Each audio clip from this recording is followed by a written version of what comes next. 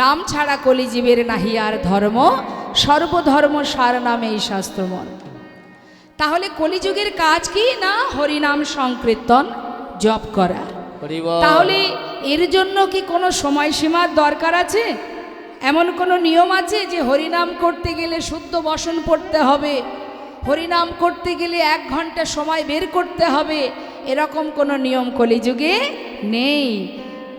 অপবিত্র পবিত্র বা সর্ববস্থাঙ্গত পেবা যশারি পুণ্ডরিকাক্ষ সবাজ্য অভ্যন্তর সূচি। সূচি থাকো অসুচি থাকো, পবিত্র থাকো অপবিত্র থাকো, মুখে করো হরিনাম। কি সুন্দর উপায় আমাদের, কত সুন্দর উপায়। তোমাকে বলেনি কাজ বন্ধ করে হরিনাম করো, তোমাকে বলেনি সংসারে রান্না করে স্বামী পরিবারের প্রতি দায় দায়িত্ব বাদ দিয়ে হরিনাম করো, এ কথা বলেনি। হাতে করো কাম, মুখে করো নাম। তাতে কি হবে? দুটো কাজ হবে। একদিকে সংসারের প্রতি তোমার যে দায়িত্ব সেটাও পালন হবে, এটা তো করতেই হবে মা, তাই না?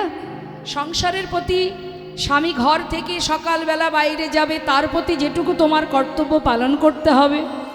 সন্তান লেখাপড়া সূত্রে কোনো কার্যসূত্রে বাইরে যাবে, তার প্রতি তোমার দায়িত্ব যেটা পালন করতে হবে। তুমি কর্ম করো, কিন্তু তার সাথে সাথে তুমি নিজের কর্মটাও করতে পারো। কিন্তু অন্যান্য যুগে কি নিয়ম ছিল? কৃত্যে যদ্ধায়তে বিষ্ণুতে তায় যজ্জতে মক্ষদা পরে পরিযজ্জঙ্কালো তদ্ধরি সংকীর্তন। ধ্যান তপস্যা যাগ যজ্ঞ পূজা অর্চনা। বাড়িতে যজ্ঞ করতে গেলে আজকে ভেবে কালকে যজ্ঞ করতে পারবো? করতে গেলে মিনিমাম 6 মাস ধরে তার চিন্তা ভাবনা নিতে হবে, তার আয়োজন করতে হবে, কোথা থেকে কি হবে না হবে সমস্ত রকমের চিন্তা ভাবনা, তার জন্য 6 মাস সময় লাগবে। ইষ্টদেবকে লাভ করতে গেলে যদি ধ্যান তপস্যা করতে হয় তাহলে সংসার করা যাবে না, সংসার বাদ দিয়ে বনে জঙ্গলে ধ্যানে মগ্ন থাকতে হবে, তবে ইষ্টদেবকে পাওয়া যাবে। সারাদিন ধরে পূজা অর্চনা করতে হবে। একটা পূজা করতে গেলে তার কত সময় লাগে? মহাপ্রভু কি বলেছিলেন নদিয়ার মাঝে? যে তোমরা এমন করে পূজা পার্বণ করো না, একবার দুবাহু তুলে হরিবোল বললেই তোমরা উদ্ধার হয়ে যাবে। তাই গৌর হরিবোল হরি। তার প্রমাণ হরিদাস ঠাকুর। হরিদাস ঠাকুর কি পূজা পার্বণ করতো? পূজা করতো, যজ্ঞ করতো, ধ্যান তপস্যা করেছিল। তাহলে মহাপ্রভুর যত ভক্ত তার মধ্যে অন্যতম ভক্ত হলেন এই হরিদাস ঠাকুর, যিনি 3 লক্ষ নাম করতেন দিনে, মাসে 1 কোটিরও বেশি। না করতেন ধ্যান তপস্যা, না করতেন যাগযজ্ঞ, না করতেন পূজা অর্চনা। নামেই সেবা, নামেই পূজা, নামেই ধ্যান, নামেই সব। দিনে 3 লক্ষ নাম জপ করে যিনি আমার মহাপ্রভুর সকলের থেকে অন্যতম নামের আচার্য, নামাচার্য হরিদাস ঠাকুর হয়েছিলেন। তাহলে মা, সংসার তো রাধারানীও করেছেন না? আমরা সংসার করি আর সর্বদাই বাবা কার কি ভালো হলো আমার কেন হলো না, কার কি উন্নতি হলো আমার কেন হলো না, কার ভালো হলো তার প্রতি হিংসা করা, কার সর্বনাশ করব, কার ক্ষতি করব, কার অমঙ্গল হবে, কার ক্ষতি হবে, আমার আনন্দ হবে। সারাদিন যদি এই রকমের মানসিকতা নিয়ে আমরা থাকি, আমাদের মনের ভিতরে যত হিংসা কালিমা আছে এগুলোকে যদি দূর করতে না পারি, তাহলে হবে কি? শাস্ত্রে বললেন মানুষও আকার হইলে কি হয়, করহ ভূতেরও কাম। তা না হইলে কখনো কি বলহ গোবিন্দের নাম। সারাদিন ধরে আমরা শুধু আবল তাবল চিন্তা করি। দিবস রজনী আবল তাবল পাঁচালো পড়িতে পারো, তাহারও ভিতরে একবারও কি গোবিন্দ বলিতে না? হরিবল হরিবল। কি হবে? পরনিন্দা পরচর্চা করে লাভ আছে কোনো? তোমার যদি 5 তলা বাড়ি থাকে আমি তো নিতে পারবো না, আর তুমি আমায় দেবেও না, তাহলে তোমার জন্য আমার ভেবে লাভটা কি? হরিবল। আমি জীবনে কি করতে পারলাম আমাকে সেই চিন্তা করতে হবে। তোমার সুকৃতির ফলে তুমি ধন ঐশ্বর্যের এই পার্থিব জগতের, এটা আমার নয়। এ জগতে যা কিছু আছে আমার কিছুই নয়, আপনারও নয়, আমারও নয়। এখানে আসার পরে পেয়েছি, আবার সব ফেলে চলে যেতে হবে। তাহলে যার কপালে যতটুকু বরাদ্দ আছে সে তো সেইটুকুই পাবে। তুমি 1000 চেষ্টা করলেও তার বেশি পাবে না। একটি সন্তান মাতৃগর্ভ থেকে ভূমিষ্ঠ হবার পর সেই মায়ের সেই সন্তানের জন্য ভগবান দুগ্ধ পাঠান, তাই না? সেই সন্তানের জন্য দুগ্ধ পাঠান। সে তো 5টা বাচ্চার জন্য পাঠায় না, একটা সন্তানের জন্যই পাঠায়, মাপ করে পাঠায়, হিসাব করে পাঠায়। একটা সন্তানের জন্য যে দুগ্ধ পাঠাবে সেটা 5টা বাচ্চা খেতে পারবে না।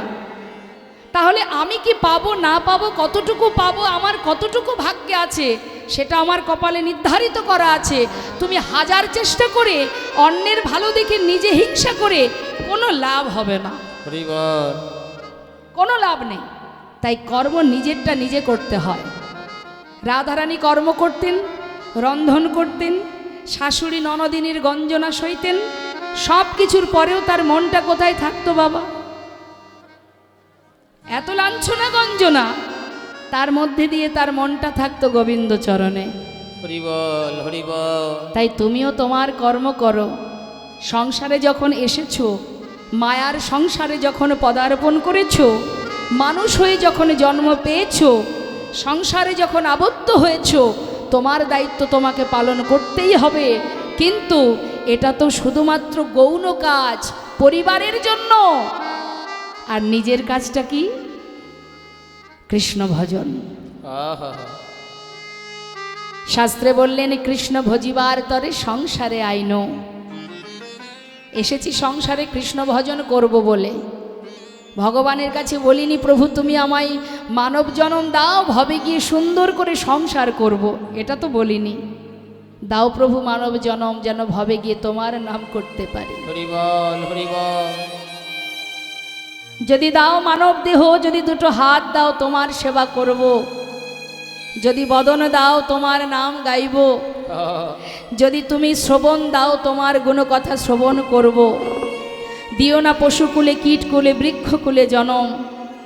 যে কুলে জনম পেলে তোমার নাম করা যায় না, তোমায় ডাকা যায় না, তোমাকে ভালোবাসা যায় না, সেকুলে তুমি জনম দিও না। যায় কি বাবা? কেন বলেছে মানব জনমটা দুর্লভ জনম? দুর্লভ জনম কেন? সুখে থাকার জন্য দুর্লভ জনম নয়, কৃষ্ণ ভজনের দুর্লভ জনম। এই যে জনমটা, এই জনমে যদি গোবিন্দ ভজন করে তুমি গোবিন্দ চরণে পৌঁছাতে পারো, তাহলে আবারও তুমি মানব জনম পাবে। তা যদি করতে না পারো, তোমাকে আবার ওই 84 লক্ষ জনী কীট পতঙ্গ, পশুকুলে, পক্ষীকুলে, বৃক্ষকুলে জন্মগ্রহণ করতে হবে। হরি বল, হরি বল। পিশাচকুলে জন্ম নিতে হবে, কৃমি কীট হয়ে জন্ম নিতে হবে। তখন তোমাকে কে উদ্ধার করবে? নিজের পথটা তো নিজেকেই হেঁটে যেতে হয় বাবা। হ্যাঁ, গুরুদেব তোমাকে পথ দেখিয়ে দেবে, বাবা এই পথে যাও, হেঁটে তো তোমাকে যেতে হবে।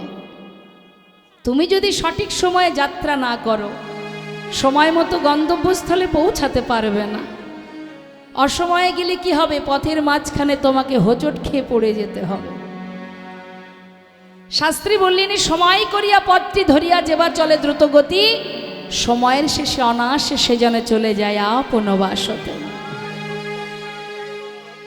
সব কিছুর একটা নির্দিষ্ট সময় আছে বাবা। জীবনে চলার পথে যেমন আমাদের একটা সব কিছু সময় আছে। এখন উপযুক্ত সময় হয়েছে ছেলের বিবাহ দেওয়ার, এই যে আমরা বুঝি না, এখন তার পড়াশোনার সময় হয়েছে, এখন বিবাহ দেওয়ার সময় হয়েছে, এখন বাবা হওয়ার সময় হয়েছে। আমরা সবই জানি যে সব কিছুর একটা সময় আছে। তাহলে ভজনের সময়টা কখন? বৃদ্ধকালে, যখন সন্তান পরিবার তোমাকে বাড়ি থেকে বের করে দেবে, তখন করবে ভগবানের নাম। তুমি কি জানো জীবনে যাদেরকে নিয়ে তুমি জীবনযাপন করছো, তারা তোমার আদেও তোমার কিনা? তুমি ভাবছো ওরা আমার আপন, আদেও নয়। এই সংসারটা, এই পৃথিবীটা শুধুমাত্র মোহ আর মায়া দ্বারাই সৃষ্টি। শুধু মায়া। মায়া কতক্ষণ থাকে মা? যতক্ষণ আপনি দিতে পারবেন। যেদিন আপনার দেওয়ার ক্ষমতা ফুরিয়ে যাবে, সেদিন এই যে মায়া, সেও আপনাকে ছেড়ে চলে যাবে। তাই গৌর হরি গো। থাকবে না বাবা, থাকবে একজন। কে বলুন তো? ওই যে যে যেন প্রত্যেকের ঘরের কোণে বসে থাকে, সুখে দুঃখে ভালো মন্দে, যাকে দিন অন্তে দুটো একটা তুলসী পত্র একটু জল নিবেদন করা হয়, সেই আছে একজন আমাদের জীবনের সাথী। সর্বদাই তুমি তাকে ভালো না বাসলেও সে তোমার কাছে আছে। আমাদের এই চোখগুলো মায়া দিয়ে ঢাকা, তাই আমরা দেখতে পাই না যে আমার মাথার উপরে কি আছে। যেদিন মায়ার পর্দা তোমার কাছ থেকে সরে যাবে সেদিন দেখতে পাবে। যার সময় থাকতে যে দেখতে পেয়েছে সে সকাল সকাল আপন গন্তব্যস্থলে চলে গেছে। যেমন সরগোস্বামী, তারা আমার আপনার মতো দিনহীন কাঙাল ভিখারি ছিল না গো, তারা সব বড় বড় জমিদার ছিল। কি বুঝলো তারা? সব ফেলে চলে গেল, গোবিন্দ চরণ পেল। মুর্শিদাবাদ জেলার মস্ত বড় জমিদার লালাবাবু, যার এত ধন ঐশ্বর্য, এত সুখ, এত শান্তি, সব ফেলে কেন চলে গেল? তবে কি তারা কিছু বোঝেনি? তারা কি বোকা? আমরা বোকা, আমরা অবুঝ, তাই এখনো আমরা ত্রিতাপ জ্বালা ভোগ করছি আর মায়ার সংসারকে আমার করে আমরা দিন কাটাচ্ছি। 84 লক্ষ জনে ভ্রমণ করে কৃষ্ণ বলার মানব জন্ম পেয়েছি আমরা। কত সাধনার জীবন আমাদের, একদিন দুদিন সাধনা করিনি আমরা। 80 লক্ষ জনে কীট পতঙ্গ হয়েছে, তারপরে মানব জন্মটা পেয়েছি। যার জন্য পাওয়া এই জন্মটা, দেখার শক্তি, চলার শক্তি, বলার শক্তি, অনুভূতি, মনের ভিতরে সমস্ত কিছু ভাবনা, আশা, কামনা, চাওয়া পাওয়া, যা সর্বস্ব সবাইকে আমরা বলতে পারি। এই যে সুন্দর মানব জন্ম, কখন কি হচ্ছে তোমার মধ্যে, কখন তুমি কি চাইছো ভগবানের কাছে, সব কিছু তুমি তার কাছে বলতে পারো। কিন্তু একটা বনের পশু, একটা বৃক্ষ, সে কি পারবে? পারবে না। তাহলে এই সুন্দর মানব জন্মটা পেয়েছি কি জন্য? যদি মায়ার সংসারে আবদ্ধ থেকে সেখানে বসেও যদি গোবিন্দ ভজন করা যায়, হে দয়াময়, এ জগতে তুমি যা আমায় দিয়েছো আমি তাতেই খুশি প্রভু। আমার মাথায় ছাদ আছে, জগতে এমনও মানুষ আছে যার মাথায় ছাদ নেই।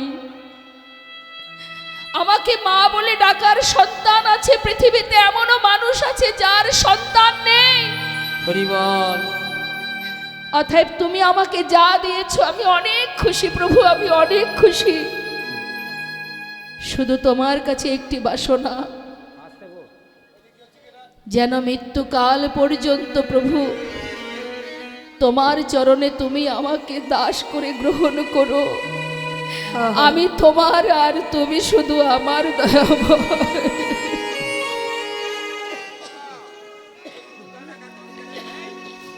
যদি কোনো ভাগ্যবান ভাগ্যবতী গুরুচরণ আশ্রয় করে ভগবানের চরণে নয়ন বাড়ি বরিশন করে কাঁদতে পারে, দয়াময় পেয়েছে মানবে জন্ম দিয়েছো তুমি আমায়, কিন্তু কোনটি সার কোনটি অসার বুঝতে পারলাম না, মায়ার জালে আবদ্ধ হয়ে। তাই তোমার চরণে জানিয়ে রাখি দয়াময়, তুমি নিজ গুণে কৃপা করে আমায় হাত ধরে পার করে নিয়ে যেও।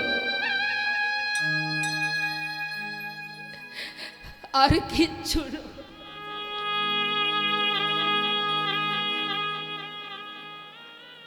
হরিবল হরিবল।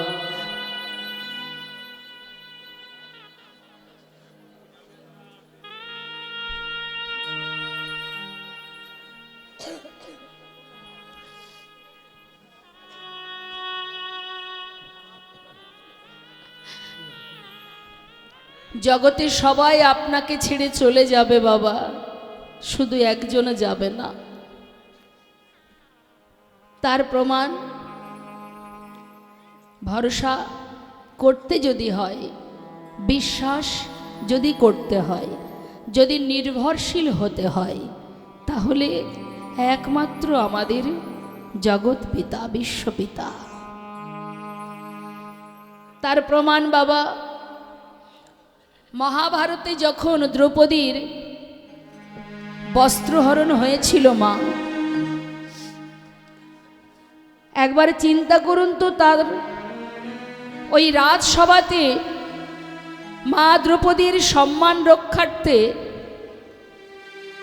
যারা তার বস্ত্র হরণ করছিল সে কে, সম্পর্কে কি হয়? সবই তো তার নিজের, সবই তো তার ঘরের মানুষ। এক বলতে 5 স্বামী, ধৃতরাষ্ট্র ছিল, ভীষ্ম ছিল, দ্রোণাচার্য, পিতামহ, বিদুর ছিল তো বাবা। সেই ঘরের রমণী, সেই ঘরের মাতার যখন বস্ত্রহরণ হয়, এতজন মানুষ যারা সবই তার ঘরের নিজের, কেউ এসেছিল তার কাছে রক্ষা করতে এসেছিল? তাহলে আপনি কাকে ভরসা করবেন জগতে?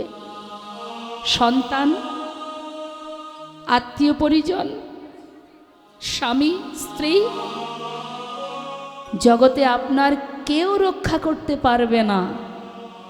দ্রৌপদী সবার পায়ে ধরেছিল, সবার কাছে গিয়েছিল নিজের মান মর্যাদা রক্ষার জন্য, যে আমার সম্মান, আমার নারীত্ব, আমার মর্যাদা কে রক্ষা করবে? বস্ত্রটি ধরে সবার কাছে ছুটেছিল, কেউ আসেনি তার কাছে। অবশেষে দেখলেন জগতে কেউ আর আমায় রক্ষা করবে না। তখন বস্ত্র ছেড়ে দিয়ে দুহাত তুলে সমর্পণ করেছিল নিজেকে। হে কৃষ্ণ, তুমি করুণা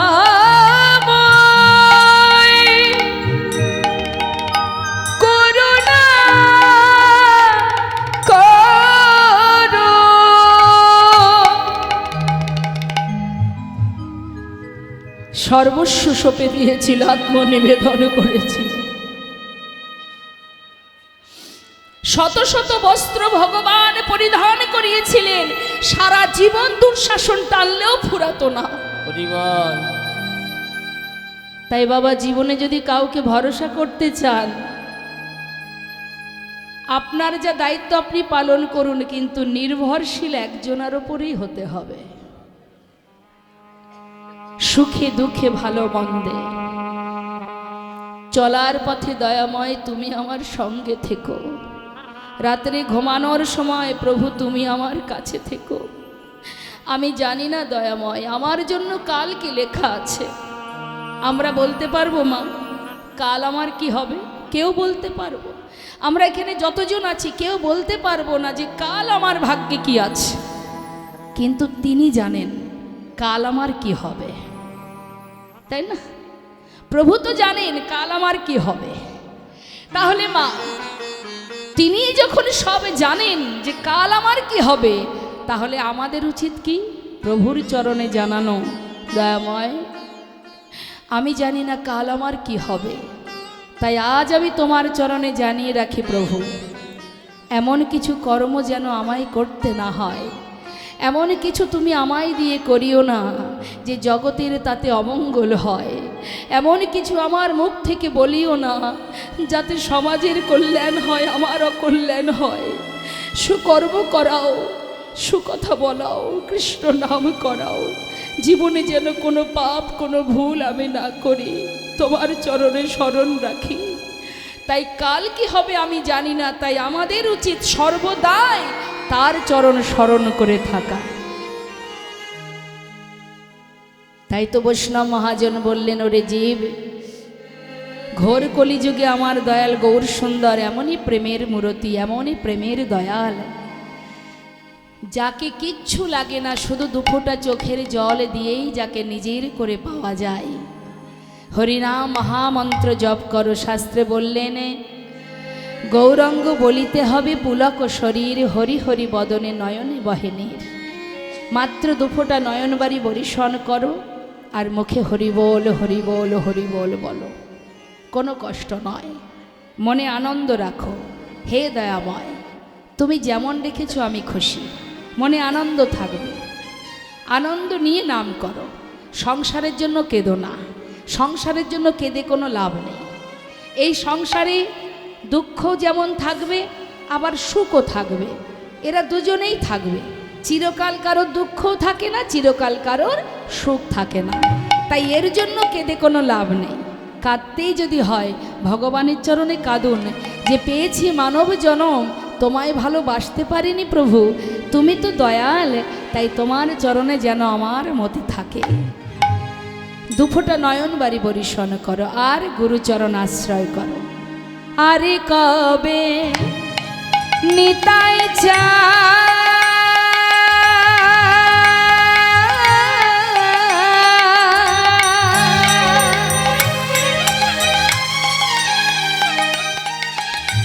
করুণা করিবে, আরে কবে নিতাই চাঁদে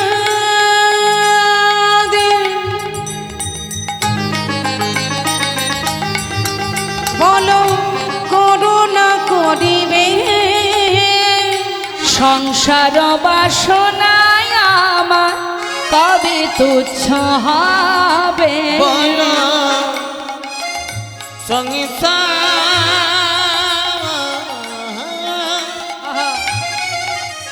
বাসনায় আমার কবে তুচ্ছ হবে। ও গো বিষয় ছাড়িয়া কবে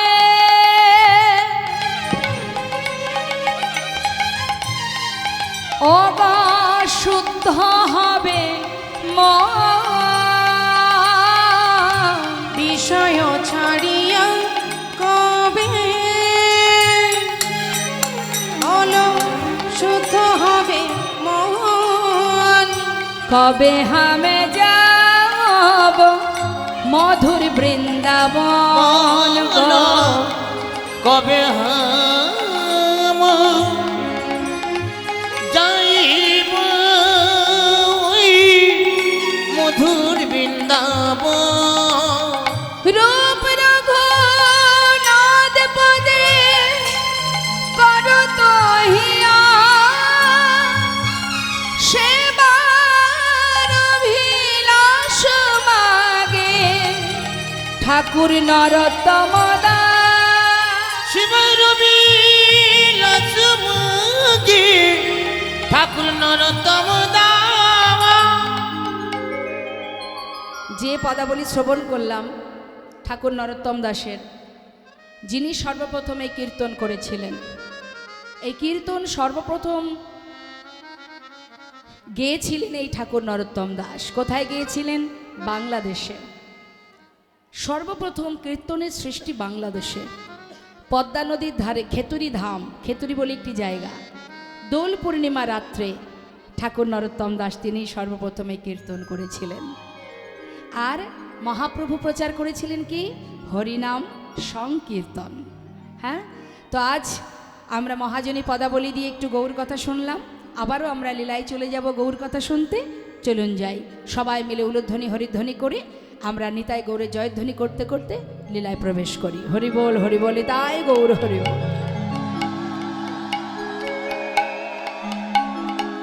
হনিতা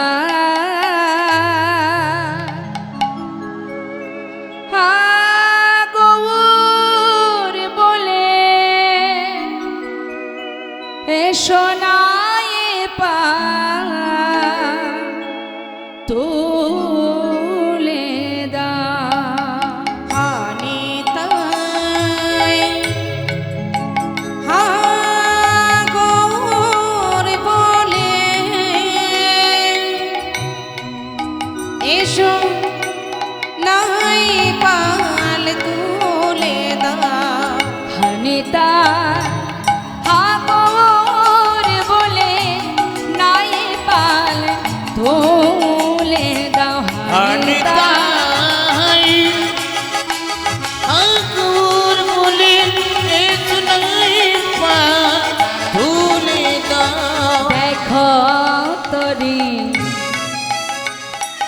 গো কোথা যা ওই না ব্রজনা নদিয়া ওই না দেখো তুজি আজ কোথা যাই ওই বুঝনা নদিয়া আর দেখো তোরে তুজি ওই না কোথা যা ব্রজনা নদিয়া দেখো তুজি কোথা যায় ব্রজনা নদিয়া হানিতা আগুর মুরে এসো নাই পাল ধুলে দা আনিতাই আগর বলে এসো নাই পাল তুলে দা ব্রজের সেই কানাই বলা সেই কানাই বলা ব্রজের সেই কানাই বলা ব্রজের সেই কানাই বলা গৌর নিতাই নদিয়া বুঝের সেই কানাই বলাই গৌর নিতাই নদিয়া এই জগজনা উদ্ধারিতে ঘরে ঘরে নাম বিলা ব্রাহ্মণ আবার চণ্ডাল সবার হাত ধরে পার করে নেয় সোনারে নদিয়া সোনারে নদিয়া সোনারে নদিয়া হানিতাই আগর বলে এসো নাই পাল তুলে এসো নাই পাল তুলে দা এসো নাই পাল তুলে এসো নাই পাল তুলে দা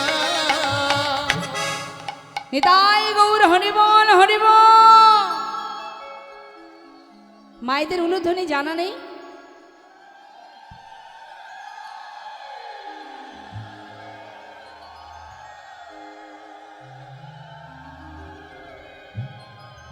দিনে দিনে এত অলস হয়ে যাচ্ছে আমার মায়েরা, সব জায়গায় চিন্তা করে খাটতে না হলে যেখানে সেখানেই যাব। দেখুন অনেক সময় হরিবাসরে আসে সবাই খুঁটি খুঁজে বেড়ায়, একটু যদি হেলান দিতে পারতাম, যদি কেউ খুঁটিটা আগে নিয়ে নেয়, খুব কষ্ট। ওমা এত সুখ এত সুখ এত সুখ, কষ্ট না করলে কি ফল পাওয়া যায়?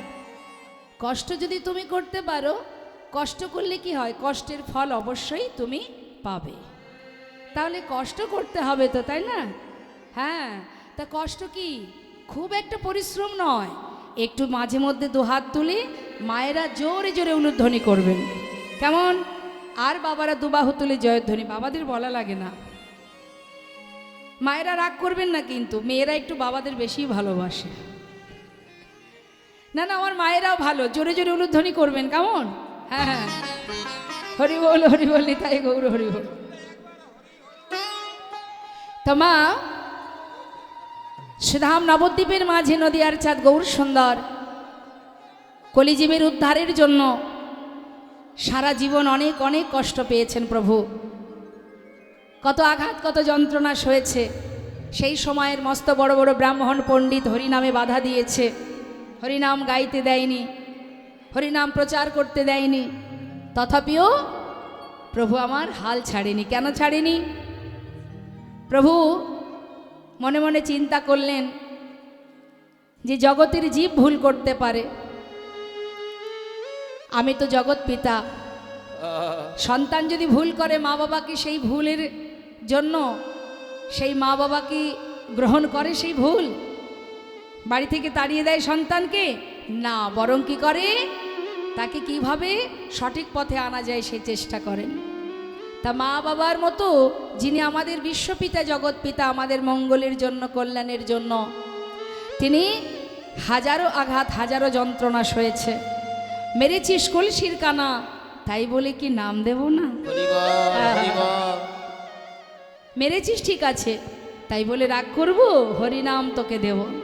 হাতে ধরে হরিনাম, পায়ে ধরে হরিনাম, ধুলায় গড়াগড়ি দিয়ে হরিনাম দিয়েছে। ধরো লও, গ্রহণ করো, গ্রহণ করো। সহজে কেউ তিতো খেতে চায় মা? বাড়ির বাচ্চারা তিতো, বাড়িতে বাচ্চাদের কথা বাদ দিলাম, বড়রাও একটু দেখবেন তিতো যদি দেওয়া হয় সবাই এক পা পিছনে পিছিয়ে যাবে, যাবে না? বলে না না না, খাবো না। আমার নিতাই চাঁদকে বলছেন গৌর সন্ধ্যা, দাদা তুমি জীবের ঘরে হরিনাম দাও। যে হরিনাম নেবে তাকেও দেবে, যে নেবে না তাকেও দেবে। নিতাই চাঁদ বলছে, নিমাই হরিনাম তো দিতে বলছিস। কলির জীব সব কিছু তাড়াতাড়ি নেয়, কিন্তু হরিনাম এরা সহজে নিতে চায় না। এদের কাছে হরিনামটা তিতো স্বরূপ। তা মায়েরা ভালো মতোই জানেন, বাচ্চারা তিতো খেতে না চাইলেও তাকে ধরে বেঁধে যেমন করে হোক তাকে খাওয়াতে হয়। কেন খাওয়াতে হয়? ভালোর জন্য তো। হ্যাঁ, বাচ্চা যদি না খায় মা কি বলে? ওই দেখ গাছে কিন্তু ব্রহ্মদত্ত আছে, চুপচাপ খেয়ে নে, নাহলে কিন্তু ধরে নিয়ে যাবে। কেন বলে? ভালোর জন্যই তো বলে। হ্যাঁ, তা আজ আমার গৌরহরি বললেন, দাদা আমি জানি এরা সহজে হরিনাম নেবে না, কিন্তু দাদা হাল ছেড়ে দিলে হবে না। হরিবল হরিবল। সবাই একটু এগিয়ে গিয়ে বসুন, সামনে আপনাদের অনেক জায়গা রয়েছে, পেছনে প্রচুর মায়েরা দাঁড়িয়ে রয়েছেন। যদি একটু সহযোগিতা করেন, সামনের জায়গাগুলো একটু এগিয়ে গিয়ে যান প্লিজ, সহযোগিতা করুন। আসুন আসুন, এগিয়ে আসুন। পিছনে অনেক মায়েরা দাঁড়িয়ে আছেন, বাবারাও আছেন, বসার সুযোগ যদি একটু পাই। আসুন আসুন, এই তো, বাহ, চলে আসুন চলে আসুন, তাকাতাকি করে লাভ নেই, ঝপ্পাঝপ চলে আসুন।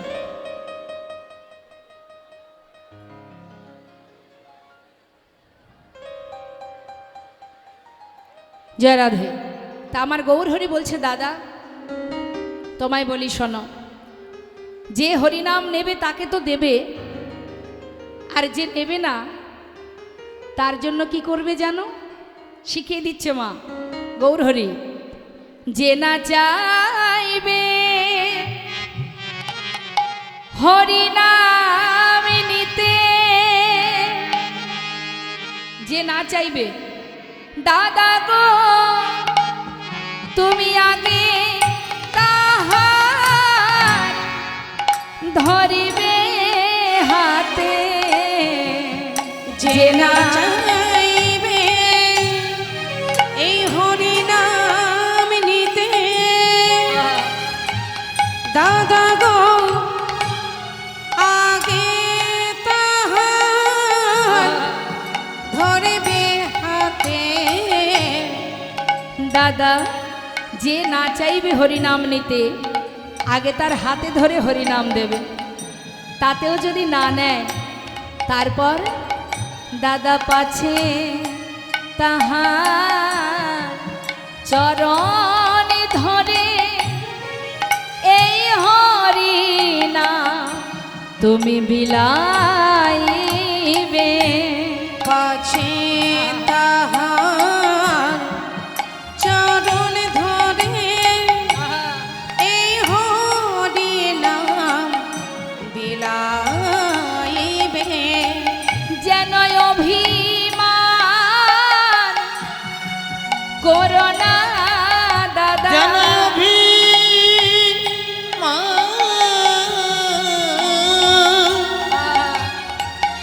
করুণা দাদা, সবার হাতে ধরে আমার পায়ে পড়ে, দাদা গো এই হরিনাম তুমি বিলাই। সবার হাতে ধরে পায়ে পড়ে, দাদা বলে হরিনাম বিলাইবে। তুমি ব্রাহ্মণে তনয়া বলে যেন অভিমান করোনা দাদা। তুমি ব্রাহ্মণের তো নয়া হয়ে যেন অভিমান করোনা দাদা, যেন অভিমান করোনা দাদা, যেন অভিমান করোনা তুমি ব্রাহ্মণের সন্তান বলে যেন অভিমান করো না, হাতে ধরে পায়ে ধরে তাতেও যদি গ্রহণ না করে দাদা, তুমি ধোলায় গড়াগড়ি দিয়ে হরিনাম দেবে। সেই দয়াল গৌর সুন্দর একদিন নবদ্বীপ ছেড়ে চিরতরে তিনি কাটোয়া কাঞ্চননগরী কেশব ভারতীর আশ্রম থেকে সন্ন্যাস মন্ত্র ধারণ করে চলে যান বৃন্দাবনের পথে। যাবার সময় নিতাই চাঁদ নিমাইকে পথের মাঝখান থেকে ধরে নিয়ে এসে শান্তিপুরে অদ্বৈত আচার্য প্রভুর গৃহে মায়ের সঙ্গে মিলন করান। যেই না মা দেখেছে সন্তানকে, দেখছে ছেলে আমার সন্ন্যাসী হয়ে গেছে। ছেলে সন্ন্যাসী হয়েছে বলে মায়ের মন খুব খারাপ। তখন গৌরহরি বললেন, মা তুমি যদি এমন করে মন খারাপ করো, আমি তোমার সঙ্গে আবার তোমার ঘরে ফিরে যাব। মা বললেন, আমি বেঁচে থাকতে মিশ্র কুলবংশে এমন অকল্যাণ হতে দিতে পারবো না। তুই যদি যেতেই চাস আমার আর কিছু করার নেই, কারণ সন্ন্যাসী যদি কেউ একবার হয়ে যায় এছাড় ঘরে তার আর মন বসে না। মা তুমি অনুমতি দাও বৃন্দাবনে চলে যাই। না, বৃন্দাবনের অনুমতি আমি দেব না, যদি যেতেই হয় তুমি নীলাচলে বাস করো। হরিবোল হরিবোল। মায়ের বাক্য শিরোধার্য করে মহাপ্রভু গিয়েছিলেন নীলাচলে। নিতাই গৌর হরিবোল। জগন্নাথ দর্শনে গিয়েছেন মা? ওই নীলাচলে প্রভু আমার প্রতিনিয়ত প্রভাতকালে জগন্নাথ মন্দিরের সামনে দাঁড়িয়ে যে গরুর স্তম্ভটা আছে জগন্নাথ মন্দিরের সামনে, ওই গরুর স্তম্ভটাকে জড়িয়ে ধরে প্রভু আমার জগন্নাথ দর্শন করতেন। আর ওই গরুর স্তম্ভটা যদি কেউ ধরে, আপনারা যদি যান দর্শন করবেন, ওই গরুর স্তম্ভটা জড়িয়ে ধরলে ওই সোজা শুধু জগন্নাথকেই দেখা যায়। তাই জগন্নাথকে দর্শন করছে প্রতিনিয়ত প্রভাতে প্রভু আমার জগন্নাথ দর্শন করে ভক্তগণকে সাথে করে নিয়ে, অগণিত ভক্তগণকে নিয়ে। তা জগন্নাথ দর্শন করে আর কি করে না, সমস্ত ভক্তদের নিয়ে ওই নীলাচলে প্রভাতকালে জগন্নাথকে দেখে একসঙ্গে সবাই মিলে নাম করে, কৃষ্ণ নাম করে। তা প্রতিদিনের নাই প্রভু আজও তাই করছে, জগন্নাথ মন্দিরের সামনে হরিনাম করছে, সমস্ত ভক্তদের নিয়ে কৃষ্ণ নাম গাইছে, কৃষ্ণ নাম করছে। প্রভাত সময় হলো সবাই কৃষ্ণ কৃষ্ণ বলো। প্রভাত সময় হলো কৃষ্ণ কৃষ্ণ বলো। কৃষ্ণ ভজ কৃষ্ণ চিত্ত কৃষ্ণ নাম করসান, নাম বিনা কলি জীবে গতি নাহিয়ার। কৃষ্ণ ভজ কৃষ্ণ চিন্ত কৃষ্ণ নাম করসার, নাম বিনা কলি জীবে গতি নাহিয়ার। শোনো যেই না সেই কৃষ্ণ ভজনিষ্ঠা করি, নামের সহিতে আছে আপনি শ্রীহরি। নাম ভজ নাম চিন্ত নাম করসার। হরি বল হরি বল হরি বল হরি বল। হরি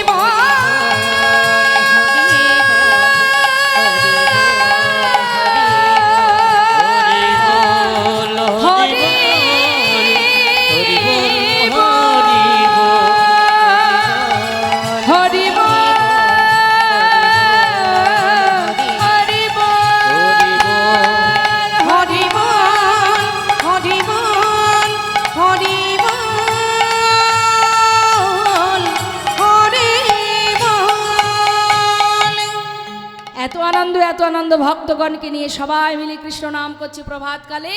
এমন সময় গৌরহরি অন্তরে জানতে পারলেন তার এক ভক্ত দূরে দাঁড়িয়ে দাঁড়িয়ে কাঁদছে। সে কে? গৌরহরি অন্তরে জামিমা, যিনি সবার মাঝখান থেকে তার কাছে গিয়ে দাঁড়ালেন। এই কথাটা ভালো করে মাথায় ঢুকিয়ে রাখুন, সবাই ভালো করে বুঝুন। এখানে এত ভক্ত আছে, কার মধ্যে কার মনের মধ্যে কি চলছে আমরা বলতে পারবো, কিন্তু কার মনের মধ্যে কি চলছে সে কিন্তু জানে, তাই না? তাই আজ প্রভু আমার এত এত ভক্ত নীলাচলে, সেই নীলাচলের সমস্ত ভক্তের মাঝখান দিয়ে এক পা দু পা করে তার কাছে গিয়ে দাঁড়িয়েছে। দূরে দাঁড়িয়ে আছে সেই ভক্ত, জিজ্ঞাসা করছে কে তুমি? প্রভু, আমার নাম গোবিন্দ ঘোষ। হরি বল। কোথা থেকে এসেছো? অগ্রদ্বীপ থেকে। কার কাছে এসেছো? তোমার কাছে। কেন? আমার কাছে কেন? আমি তোমার সঙ্গী হব। সঙ্গী হবে? আমার সঙ্গী হবে? না না না না, আমার সঙ্গী হতে যেও না। শোনো, যারা আমার সঙ্গী হয় তাদের যে সারা জীবন কষ্ট পেতে হয়। নিতাই গৌর হরি বল, হরি বল। বাবা, এই কথা শুনলে কেউ আর ভগবানকে ভালোবাসবে? কি গো মা, আমরা সর্বক্ষণ ভগবানের চরণে ফুল তুলসী দিয়ে কি বলি? কষ্ট দূর করে দাও, সুখ দাও, ভালো রাখো। হ্যাঁ, এখন যদি প্রভু বলে যে আমাকে যে ভালোবাসবে তার সারা জীবন কষ্ট পেতে হবে, কেউ ভালোবাসবে? বাসবে। কারা বাসবে বলুন তো? ভক্ত যারা, যারা আমায় ভালোবাসে তাদের সারা জীবন কষ্ট পেতে হয়। যে করে আমার আশ আমি তার করি সব নাশ, যে না ছাড়ে আমার পাশ আমি হই তার দাসানুদাস। অতএব আমায় ভালোবাসলে তার সব নাশ হয়ে যাবে, সব শেষ হয়ে যাবে। তথাপিও যে আমার পিছন ছাড়বে না, আমার সঙ্গে থাকবে, আমি তার দাসানুদাস হতে রাজি। তার থেকে ঘরের ছেলে ঘরে ফিরে যাও, সেটাই ভালো। কি যে বলো না দয়াময়। জীবনে সব কিছু ত্যাগ করে তোমার কাছে এসেছি, আর আমি তো তোমায় ছেড়ে যাব না। হরি বল। শুধু তুমি বলো, তুমি আমায় তোমার সঙ্গী করে নেবে কিনা? দুঃখ কষ্ট এলে সইতে পারবে? তোমার সঙ্গী হয়েছি, এটাই যথেষ্ট। তাতে আর দুঃখ কিসের, কষ্ট কিসের? ভক্ত কি আর দুঃখ কষ্টের জন্য কষ্ট পায় মা? তোমার সঙ্গী হয়েছি, এটাই অনেক। তুমি যেমন রাখবে আমি তাতে খুশি। হরি বল। যেই না সঙ্গী করে নিয়েছে বাবা, সেই কিন্তু শুরু হয়ে গেল একটার পর একটা পরীক্ষা। গোবিন্দ, তুমি আমার সঙ্গী, তাই তো? আজ থেকে তুমি আমার সঙ্গী। আচ্ছা, তুমি নীলাচলে এসেছো, জগন্নাথ দর্শন করেছো? অদয়াময়, তুমি কার কথা বলছো? কেন মন্দিরে যে জগন্নাথ, আমি তোর কথা বলছি। দর্শন করেছো তুমি? দয়াময়, তুমি যার কথা বলছো আমি তাকে দর্শন করেছি ঠিকই, সে তো চলতেও পারে না, কথাও বলতে পারে না, হরি বল। কিন্তু আজ আমি প্রভু সচল জগন্নাথ দর্শন করছি। সচল জগন্নাথ, প্রভু কি কিছু বুঝতে পারছেন না মা? সবই কিন্তু বুঝতে পারছেন, তবু পরীক্ষা করে দেখছি। ও গোবিন্দ, এখানে আবার সচল জগন্নাথ কোথায় দেখলে তুমি? শুনবে দয়াময়। তু জগন্নাথ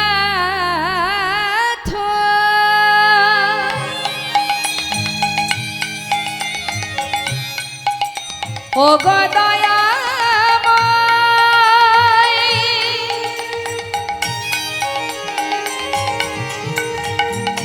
তুমি আমার জগন্নাথ, তুমি আমার মাধব, তুহু জগন্নাথ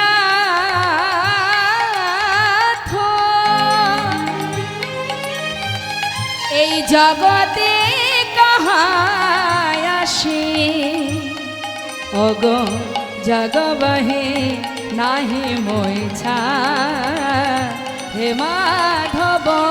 ওই না জগ মোহে নহি মোর প্রাণ, মাধব। আমি ওই চরণে সবই সপে, আমি ওই চরণে সবই সুপেছি। ও গো আমা বলিতে কিছু রাখি নাই গো, ওই চরণে সবই সপেছি। আমা বলতে কিছু রাখি নেই গো, ওই চরণে সবই সুপেছি। দেই তুলসী তিল এ দেহ সমার পিন, দয়া যেন না ছাড়ো মন, হে মাধব। দয়া যেন না করে হেম, হে মাধব। তুমি আমার জগন্নাথ, তুমি আমার মাধব, তুমি আমার সব। প্রভু দেখছে ভক্ত তো আমায় আর ছাড়বে না। হ্যাঁ, পরীক্ষা করার পর বলছে গোবিন্দ, তাহলে শোনো, আজ থেকে তুমি আমার সঙ্গী। আমি কিছুদিনের জন্য একটু তীর্থে যাব, তুমি কি যাবে আমার সঙ্গে? হ্যাঁ দয়াময়, আমিও যাব। তাহলে চলো। অগণিত ভক্তগণকে নিয়ে নীলাচল থেকে যাত্রা করছে মা। সমস্ত ভক্তগণ বলছে, ও প্রভু, শুধু তুমি আর গোবিন্দ ঘোষ কেন, আমরাও তোমার সঙ্গে যাব। তোমরা কেন যাবে? তোমরা এখানেই থাকো, আমি কয়দিন ঘুরেই তো চলে আসব। তোমরা ছাড়া আমার আর জায়গা আছে কোথায় বলো? না না দয়াময়, তুমি চলে গেলে তোমার সঙ্গে আমরাও যাব। বেশ, তাহলে চলো। তবে হ্যাঁ, যেতে গেলে কিন্তু মুখে কৃষ্ণ নাম গাইতে গাইতে যেতে হবে। কি গো মা, আমরা যখন তীর্থে যাই মুখে কি করি? কৃষ্ণ নাম গাইতো নাকি, না বাড়ির গল্প করি? ভগবানের নাম গাইতে গাইতে যাই। তা বলছে চলো সবাই মিলে আমরা কৃষ্ণ নাম গাইতে গাইতে যাব। ভক্তগণ বলে ওঠে, ন দয়াময়, কৃষ্ণ নাম তুমি করো, আমরা কেউ করব না। সে কি, তোমরা কৃষ্ণ নাম গাইবে না? না, আমরা যদি গাইবো তাহলে আমরা আমাদের প্রভুর নাম করব। আমরা কেন কৃষ্ণ নাম গাইতে যাব? আমরা তো আমাদের প্রভু, আমাদের ভগবানের নাম গাইব। বেশ, এখন গৌর হরি কৃষ্ণ কৃষ্ণ বলতে বলতে যাচ্ছে মা, আর পিছনে ভক্তগণ যাচ্ছে গৌর বলতে বলতে। হরি বল। আমাদের ভগবান কে মা? কলির ভগবান কে? গৌর সুন্দর, তাই না? তা যাচ্ছে ভক্তগণ, আমরাও সেই লীলার সাথে সাথে যাচ্ছি, আমরাও সবাই মিলে গাইব। কেমন? দুহাত তুলে সবাই মিলে, কই দেখি একটু হাতটা তুলুন তো দেখি। হ্যাঁ, তালে তালে সবাই মিলে আমরা গাইব। কেমন? গৌর হরি বল, গৌর হরি বল, হরি বল বলো গৌর হরি বল। হরি বল, গৌর হরি বল। আস্তে। যারা দাঁড়িয়ে আছেন হাত তুলছেন না কেন? দাঁড়িয়ে আছেন বুঝতে পারছি, বসার জায়গা পাননি, তাই বলে হাত তুলবেন না? আপনি বসার জায়গা পাননি, কিন্তু গোবিন্দ তো দেখতে পাচ্ছে যে আপনি এসেছেন, তাহলে ওখান থেকেও ভজন করা যাবে। তুলুন হাত সবাই মিলে। গৌর হরি বল বলো, গৌর হরি বল, গৌর হরি বল বলো গৌর হরি বল, বল। গৌর হরি বল, হরি হরি বল। গৌর হরি বল, হরি হরি বল, গৌর হরি বল, হরি হরি বল। গৌর হরি বল, হরি হরি একবার গৌর হরি বল, গৌর হরি বল। গৌর হরি বল বলো গৌর হরি বল। একবার গৌর হরি বল, হরি হরি বল। গৌর হরি বল, হরি হরি একবার গৌর হরি বল, গৌর হরি বল। গৌর হরি